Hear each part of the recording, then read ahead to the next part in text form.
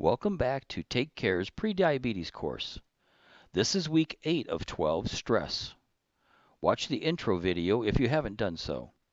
We're going to talk about stress and the triggers that can disrupt your efforts and progress fighting diabetes. Last week, we went over grocery shopping and cooking. Keep making your shopping list and cooking at home. These are great ways to help reduce your stress and avoid those triggers. Emotions and feelings can influence your decisions and actions. This lesson will help you stay in control. By understanding the cause and effects of stress, you can better reduce and cope with it.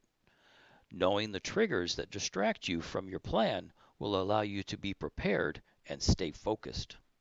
Pre-planning a defense against stress and triggers includes identifying them and knowing their effects. There are primarily two ways to combat these.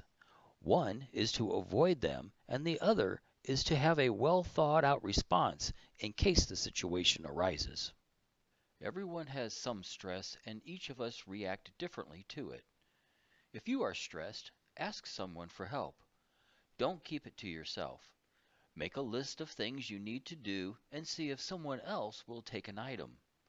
The list you have been making in the course can reduce stress just by being organized. Be sure to get consistent sleep. Do something fun that will take your mind off the stress for a while. A daily devotional or motivational tool can set a good tone. Find groups that have similar interests you have, and sometimes just say no to things that will add to the tension. But you can't get rid of all the stress, so figure ways to deal with it when it gets to be too much. Count to 10, or do the woosah exercise from the movie Bad Boys. Find out what relaxes you. A bath, a massage, yoga, or maybe calming music.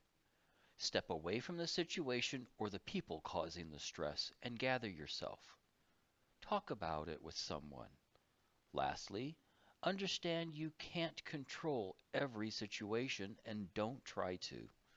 Decide if it's really that important to get upset about.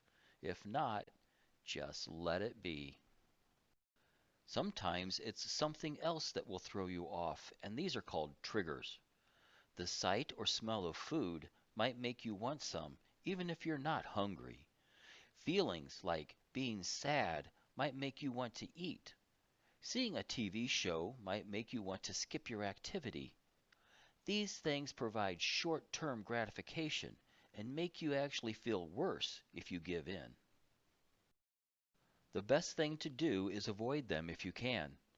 Next is to have a better choice ready, like a fruit snack, so you don't eat the junk food. Last is to limit your reward only after you have achieved your goal, like watch one TV show only after getting your activity done. And if you do get knocked down, don't give up. Go back to the related lesson and get back up. This week's homework. In the comments, list something you will do this week to help deal with stress or triggers. Next week, we'll discuss time management, another way to avoid stress. Until next week, say it with me now, take care.